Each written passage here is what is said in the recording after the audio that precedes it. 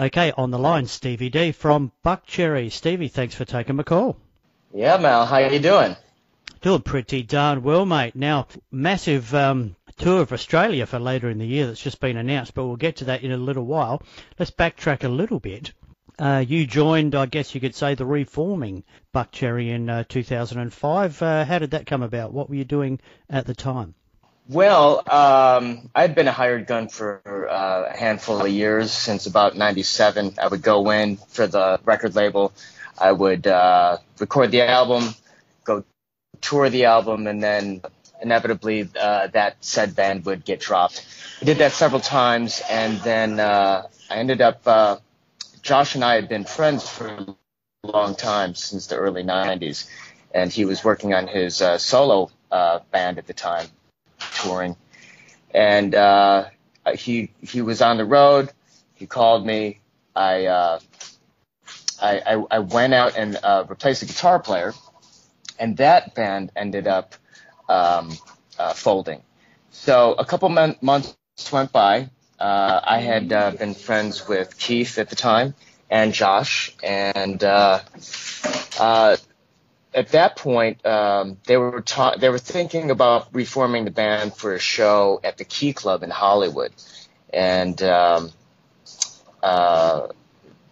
and Keith started talking, and it was a go, and we all got in a rehearsal room right after that. Keith gave me a call, and we showed up on Tuesday with our rent money, and the rest is history. Been back together since 2005. How's the ride been since then? You know, it was hit the ground running in 2005. There was a track that we had that had been sitting around for a couple of years with Josh and Keith, and that was called Crazy Bitch. And at the time, MySpace was in full swing. And that was really the catalyst for that track. It had gone viral, which at the time, videos weren't really, that was a new term, you know. And so that took off. It really started with the Japanese. They were the first ones to actually put the album. And then because everyone in the States had passed a couple times, and then once that track caught on, then it was it was full speed ahead. We were off to the races.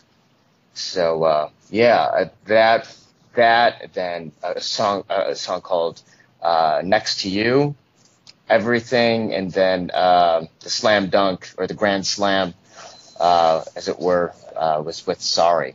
Yeah, my wife discovered Buckcherry with Crazy Bitch, so there you go.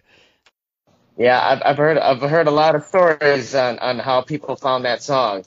That song was a blessing for us. How much of the band touring these days over in the US and other parts of the world? Are you a busy band? Yeah, we're a busy band now, and we had built a great touring business from the album 15. And through time, we had toured so much that we burnt out markets here in the U.S. So it was suggested to us to take a break and let the demand recreate, and we could go back out. So in the interim, what Buckcherry did is, what Josh and I did was start another band so we could keep working, and that was called Josh, Todd, and the Conflict. And fast forward a couple years, and it was ready to get back on the road, and the band had splintered at that point. So it was really up to us to either hang it up or write some songs and reform the band. And we chose the latter. Hang it up or build it up. Yeah, and what we did is we grabbed some old friends from Hollywood. We could have really called to anybody at that point. But it was really important to us to get a couple guys that we could do the long haul with. And we reverted back to some friends that had been carrying the rock and roll torch in Hollywood for a while, and that we knew we could do some long miles with. And that was Kevin Rankin on guitar and Francis Ruiz on drum. Yeah, here we are. And we wrote an album, came out, and we're touring again, playing sold out. Yeah, sold out houses and capacity houses, and life is good again. Excellent. Now, you're coming to Australia later on in the year. It's going to be a massive tour. Buckcherry, hardcore superstar, and local Australian band Bad Moon Born. This is going to be insane. Yeah, we're huge fans of a hardcore superstar. They're good friends of ours from Sweden, and there couldn't be some cooler music, but more than that, they're just a great bunch of guys. You know, we had toured with them through Europe and UK at one point, and we got on really well. So yeah, we're looking forward to that. Yeah. Now, you toured Australia just recently, 2016, I believe it was. You didn't come to Adelaide, but the tour before with Steel Panther and Fozzy was a killer. Yeah. Were you there? Yeah, I was there. Excellent. Awesome. Yeah, that was some good fun. Those Steel Panther boys are crazy, huh? What's the funniest thing that's happened on tour, Stevie? Oh gosh, with a band like this, we've seen a lot of sex during our shows, right there in the front row. We've seen them. I don't know, how graphic can I be? As graphic as you want. Well, yeah, I mean, we've seen guys getting blowjobs off to the right of the stage.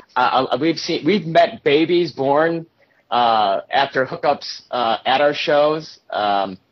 It's a crazy business, but Wow, I didn't expect that answer, but anyway. It pays the bills. All right, so what's the band doing between now and when you come to Australia? You're on the road now? Yeah, we're on the road supporting the album Warpaint. Playing some great crowds, and it's been a warm welcome back. And we couldn't be more grateful and happy that this is all going on again. We should be hitting London, the UK, and then Japan right after you guys. So we got a busy year ahead of us. We're really looking forward to seeing you guys again. We always have a great time out there.